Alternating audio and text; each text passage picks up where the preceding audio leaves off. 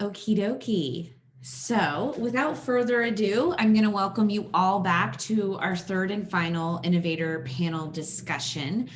This one is going to be focused on our entrepreneurs that are building connection and community with different social technologies, community building platforms, and pretty much everything in between. And so, I would love to introduce Tony Weaver of Weird Enough Productions, Afia Williams from Seat at the Table, and Ivy from Evermore. I see all of you there, but you know what? I'd love for each of you to go around and maybe introduce yourselves and give a little 30-second overview about your innovation to some folks that are just joining us. So Tony, do you want to take it away? Certainly. My name's Tony Weaver Jr. I run an organization called Weird Enough Productions, and at Weird Enough, what we're really doing is focusing on using superheroes, comic books, manga, those kind of pop culture things that a lot of young people are used for their identity development, and partnering them with lesson plans and curricula around social emotional learning, improving their mental health, as well as their literacy and their digital citizenship skills. Wonderful. Fee, do you want to take it away?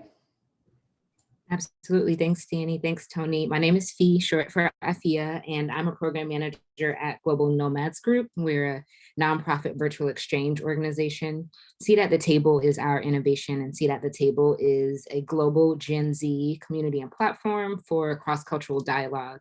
So we're matching young people currently ages 16 to 19 in small group conversations of up to 6 people for a conversation where they get to engage with difference and people who live different lives than themselves as a way to reduce bias and increase understanding and awareness for other people who are different than us around the world. Thank you. Wonderful. And Ivy, if you want to give us a little intro. Thanks, Danny. Hello, everyone. My name is Ivy. I'm the founder and CEO of Evermore. As you probably saw, Evermore aims to be more than just a voice AI platform for young people to voice their inner thoughts and feelings. We're really trying to build a bridge of what personal mastery means in this new age of overinformation. Overinformation that actually hijacks the personal narrative. So I think there are a lot of, as you have also witnessed, the amazing work that Headstream has built on impact measurement. We're doing something very similar, parallel pathing with that, in really establishing the new metrics for what health and betterment really means once we kind of go beyond the traditional report cards, right? So yeah, excited to jump into some conversation with y'all. Yeah, thank you so much. So I don't want to dominate the conversation, so I'll just let all of you know I'm going to ask a few questions to our innovators, but we would love to answer your questions as well. So all the participants in the room, you are all experts in your own field, and I'm sure you are also curious about how these innovators are designing, developing, and iterating on their products. So at any time, feel free to put a question in the chat. But we'll also reserve some time at the end for you to maybe be brave, take yourself off mute and ask a question. But I think I'm going to kick it off. Ivy, I really liked how you were mentioning some of the things about how Headstream kind of affected your product while you were participating in the accelerator. And so I'm just curious, how has Headstream helped you think differently about your user community? Yeah, we realized that aside from being blown away, as you know, again, showcased by our youth community here, is that again, tech savviness, really brilliant understanding of how technology kind of comes to the forefront. Some of these courses that you see learning institutions come up with are mostly by now multidisciplinary for a reason, because we just cannot be that specialized anymore, right? It's about the wicked new worlds, the wicked new problems, and how to be a master generalist when it comes to all these different verticals.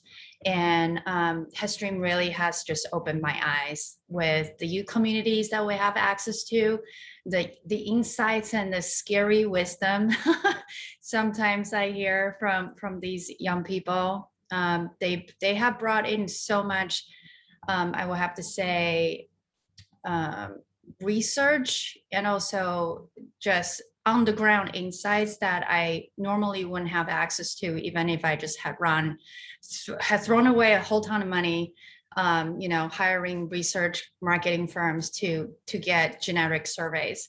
So in a way, we have really validated our roadmaps based on these new insights coming in, and it has been extremely invaluable.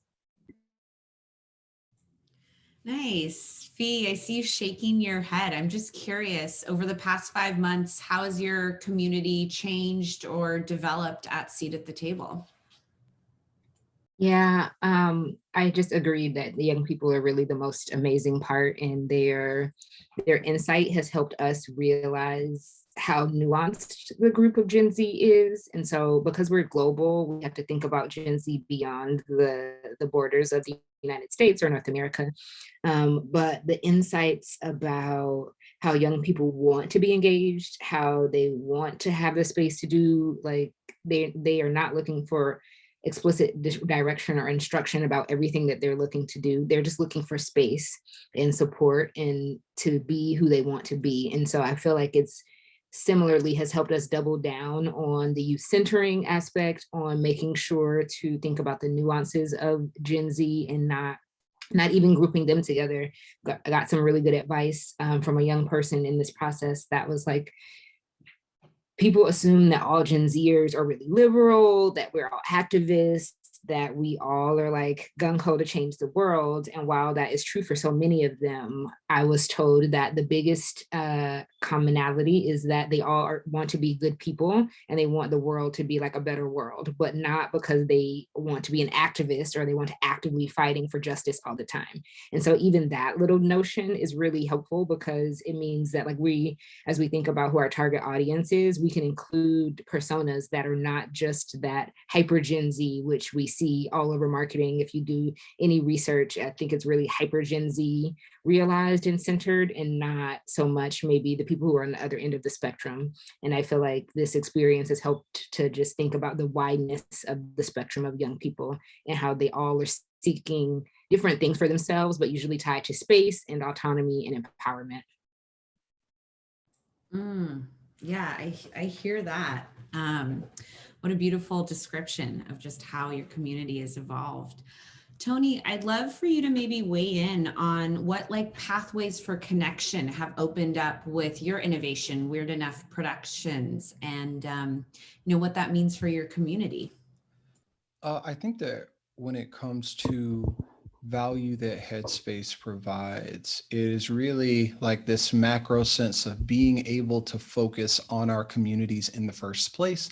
When you have conversations pertaining to young people, when you have conversations pertaining to working with youth, a lot of those conversations are rooted in the places where those youth spend their time. So for us, for example, we do a lot of work with schools, and a lot of our conversations, whether it's with potential partners, funders, whomever, it's been about, well, if you want to impact kids, you have to do it through school. Therefore, what does the school want? We'll worry about what the kids want when we get there, but we're not going to get there unless we know kind of what the school wants. And I spend more time doing diagnostics for what schools are looking for than what's actually going to support the community that I started this work to serve. And what's been really transformative in being a part of Headstream is kind of through the impact measurement tool, we've really been able to say, here are the places where we can accurately say that we are moving the needle on the issues that young people care about. I think that Headstream as a community is able to say, we are going to prioritize youth and what young people need, even if the institutions that serve those youth haven't caught up yet. Because like if you were to talk to a school 2 years ago, they go, we're doing fine with connectivity. We're doing fine with the amount of devices that we have. Now, after a year of distance learning, all of them are realizing, wow, there were a bunch of other problems that we have that we haven't been addressing. And I feel feel like schools are in a similar place with mental health and student support. So to be in a community like Headstream where they say, we're going to focus on what young people need, even if everybody else hasn't caught up yet. And we encourage you as innovators to focus on what those young people need. And we'll give you the language and the understanding to speak to the people that might not get it yet. That's been really helpful for us. Wow. Yeah. Thank you so much for that. That's really insightful. I'm just curious if Fee or Ivy, you wanted to weigh in on kind of what pathways have opened up for connection with your different communities that you interact with.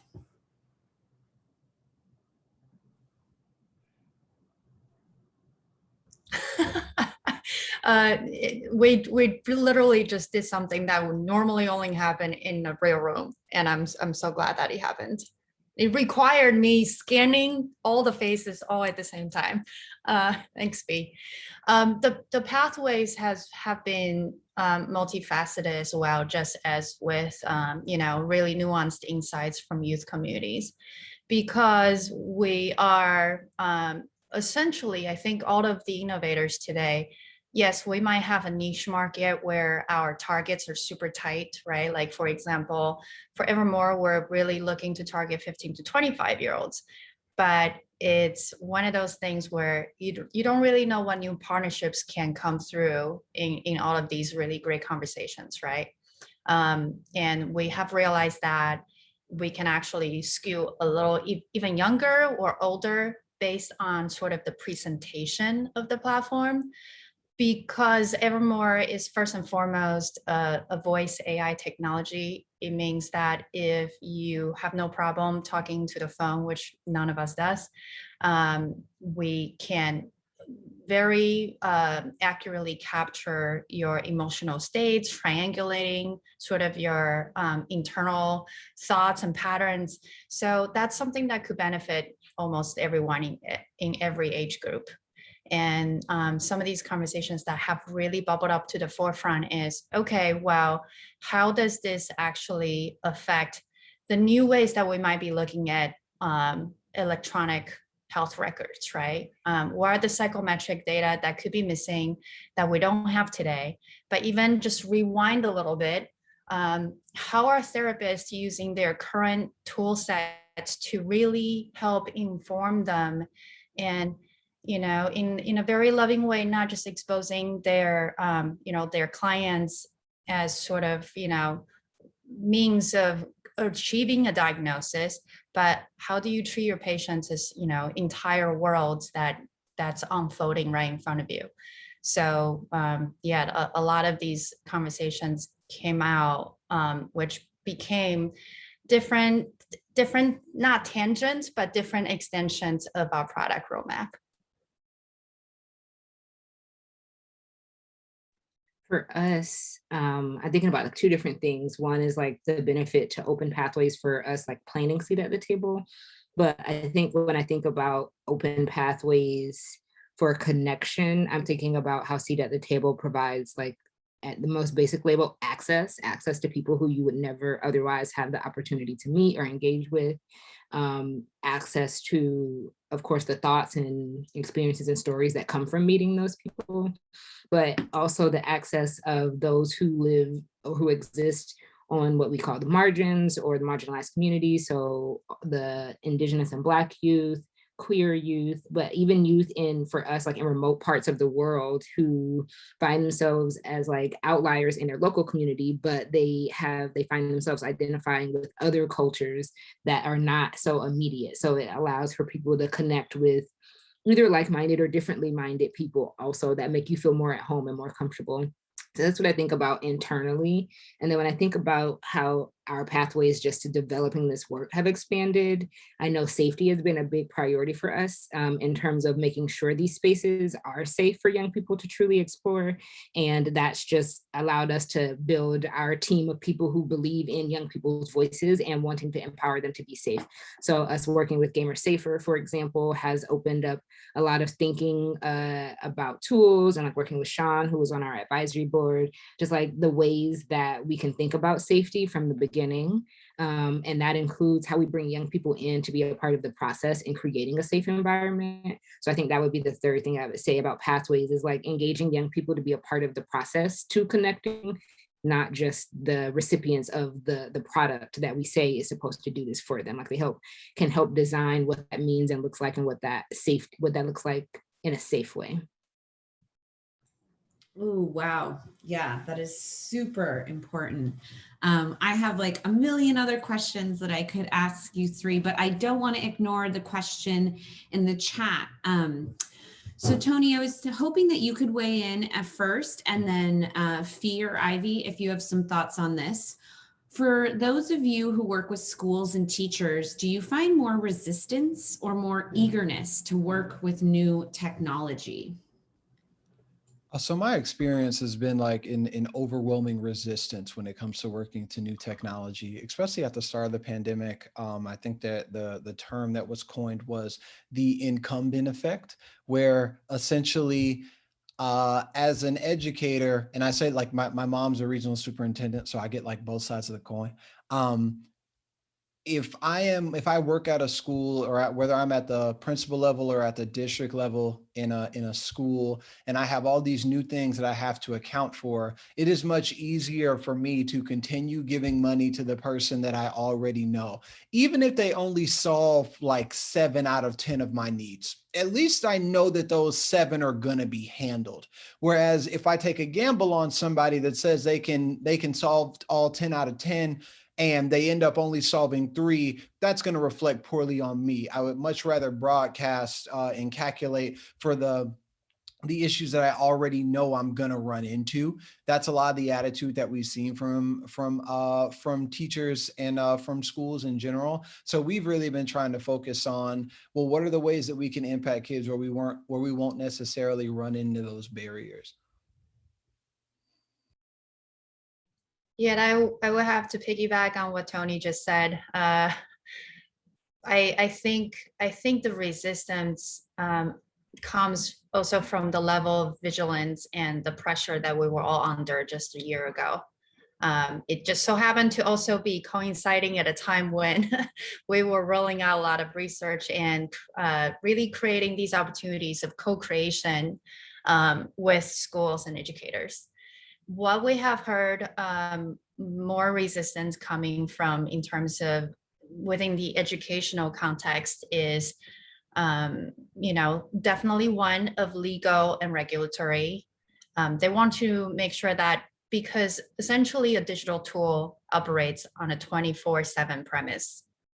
So if there's not a very clear boundary being drawn of, for example, crisis response or proper ways of handling challenges and issues that arise from just having a network being sociable, I think a lot of times those conversations kind of have just spiraled out of control in the midst of the potential benefits that's also on the table, right?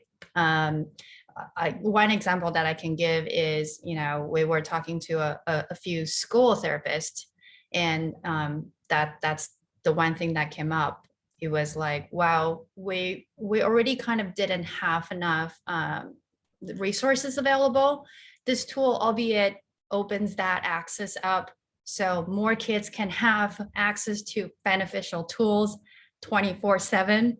But what if? So the what ifs were in the beginning harder to handle until Evermore as a company, and then obviously we decided to really become more informed of the pain points that educators do have within the context of whether or not if they sit on the side of public or private sector.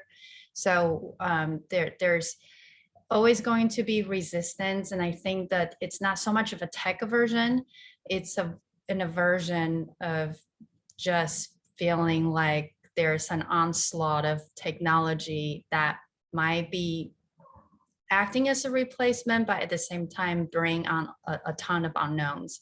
So we've been trying to do a very good job in opening up those conversations, but also acting as a guiding light in making sure that they understand how things are being handled, and become more educated about what technologies can offer. Yeah, and I would add generally, and I guess specific to seat at the table, schools are not the most innovative places. And the teachers, the classroom is not currently structured to have space to try new things. So I find a lot of educators, they are in different buckets, and some are actually really excited about new tools, tech or otherwise, like Ivy just said, but they don't have the time to play with it, or they need to get into it and it's not actually for adults, so they can't test it, so they don't trust it, and then they don't know how to incorporate it into their classrooms with all of the requirements that they do have to face. And so I feel like part of the barrier is less the actual teacher, and many times yes, but I think there are a lot of teachers who want to do different things and who see the need for it, but have such little space and support in innovating or just like testing things out. And when you got tests to get high scores for, like, you can't spend half a semester trying out seat at the table to realize that maybe it's not the right tool for in the classroom, and it's partly, I think, part of the work of like the innovators or the entrepreneurs, us or otherwise, of like Tony said, how do we like close the gap between the amount of space for like resistance? So it's like, how can we give them the most information? Like, actually, this is not for your internal classroom. This is for when they're not at school. So we could help you set up like homework or extra credit or like all of these other ways to explore the solutions that take the pressure off of them having to fit it into their like 40-minute session where they're also like playing disciplinary and having like rote instruction to teach. Yeah, no, I think that's really, really insightful. I really saying that classrooms are not always the most innovative places. I was seeing everyone kind of like nodding their heads a little bit, which is both okay and also definitely serves an opportunity for all of your innovations to really empower students in their own terms and not in the structured environments they're used to. So I do want to leave it open for questions. I'm seeing some great messages in the chat. But while we wait to see if anyone else has any questions for you, maybe each of you can go around and just briefly describe ways that our audience can get further involved with each of your innovations. So if you're looking for volunteers, support, I'd love to give you a few minutes each to just weigh in on how we can all further support your innovations. Tony, do you want to maybe take it away? Can I go last this time? Yeah, okay. Fee, I'm going to put you on the spot. I can go first. All good. Well, money talks. So we always are happy to receive money that allows the program to exist and free to the end user, which is the young people. We're a nonprofit, so we are in this weird space of not being ideal to VC funders, but looking for partnerships or people who believe in the work and want to support it either financially or programmatically, meaning send us your youth. So if you run a club, a school, an organization, a class, anything that's working with young people right now, ages 16 to 19, we want to get them in our app. We're currently in closed beta, and anyone who reaches out to us, we get them access to the app so that they can play around and give us feedback. And we're looking to hit a groundswell at some point where we've got so many young people plugging in that they start talking to their peers and it starts to grow even more authentically. But we definitely believe in partnership and feel like the larger groups, like we can access large groups of young people and get them in either as a part of a conference or as a part of a summit or something that you're already doing, then that creates like a perfect avenue to get them in, and then they can access the app whenever they want to and keep coming back and keep telling their friends. So right now we use the phrase butts in seats, and so we're trying to get butts in seats at around our table because that's really what helps us grow. Thank you.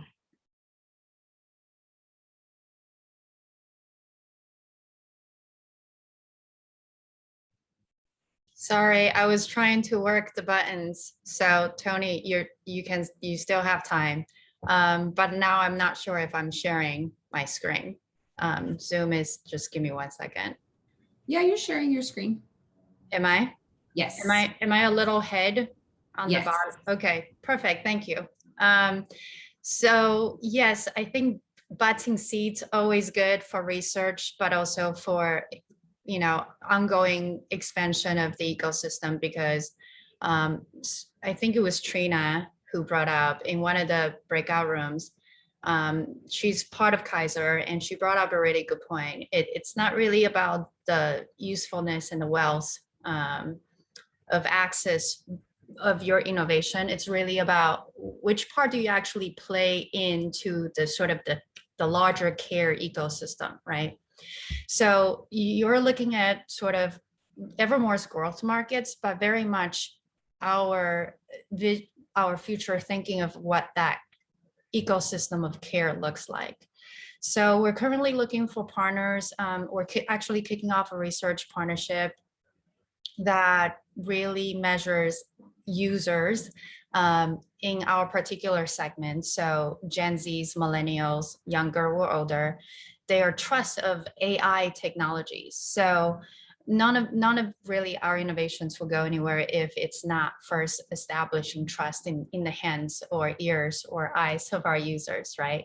So I'm looking to connect with any research partners in the capacity of being able to prove out trust, obviously aligning, doing more ethically aligned design principles. We're actually publishing a really big governance and policies. I'm not going to call it a documentation, because none of us reads those 300-page dense legal documents. We're actually going to visualize it for the first time and publish it online.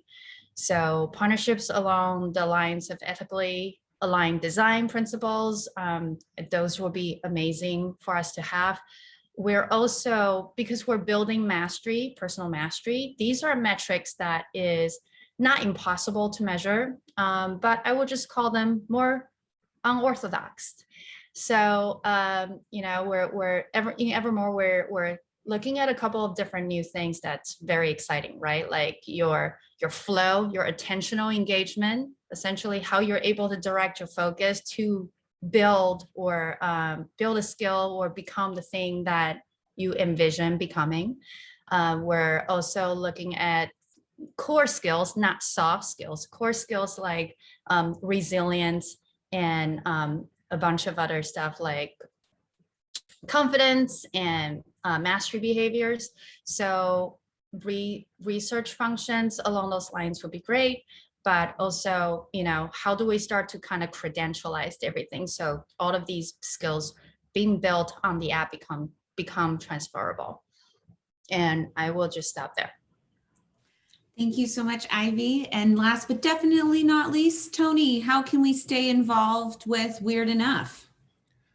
So I think that there are like low touch and high touch ways to get involved. The Uncommons is available to read online.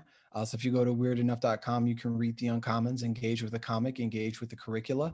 I think that overall what we're aiming for right now is to build an organizational model that allows us to engage with technology companies and corporations that care about the young people in their communities, and trying to kind of build a business model that's really rooted in strong organizational partnerships, whether that's with offices of corporate social responsibility, offices of diversity, equity, and inclusion, even offices of marketing or multicultural marketing. So if you know anybody in those areas or those categories, or you have thoughts or kind of wisdom or learnings that can help us as we expand that, I'm always open to that as well.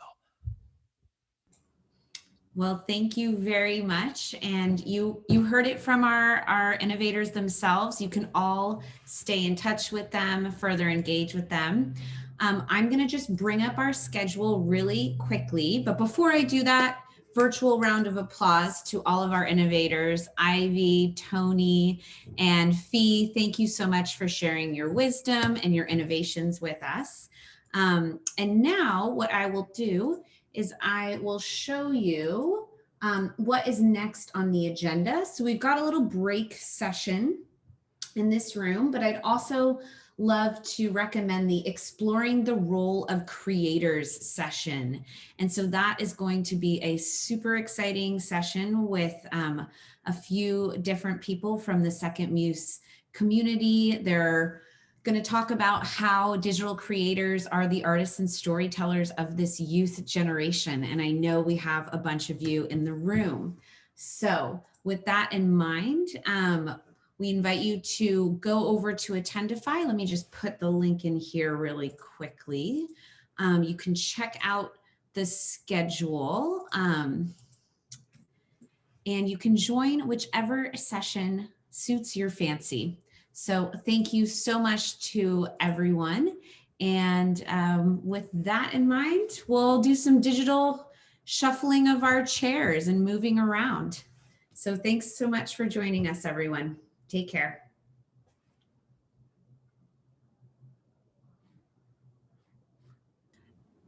Awesome. Thanks everybody for being here. So this room is gonna transition to some guided movement with Allison. So I'm gonna pass it over to Allison and we'll get started. Hey everyone, I threw in some headphones. Can you hear me okay? Perfect. Love it. So welcome to a full mind and body reset.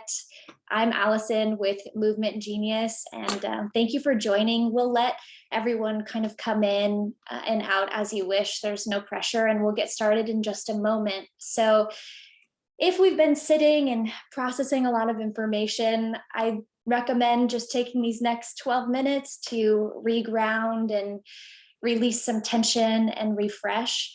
You can do this standing, which I'm going to do. You can do it seated or lying down.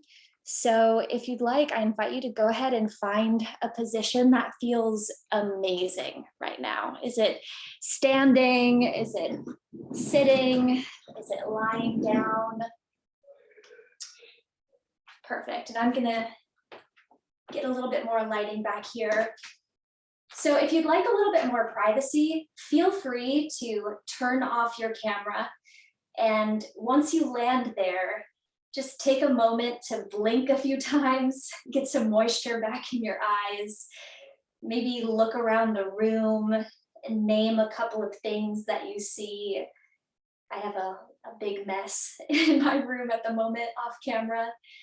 And if you want, you can soften your knees and shoulders and just follow your natural breath for a cycle, in and out.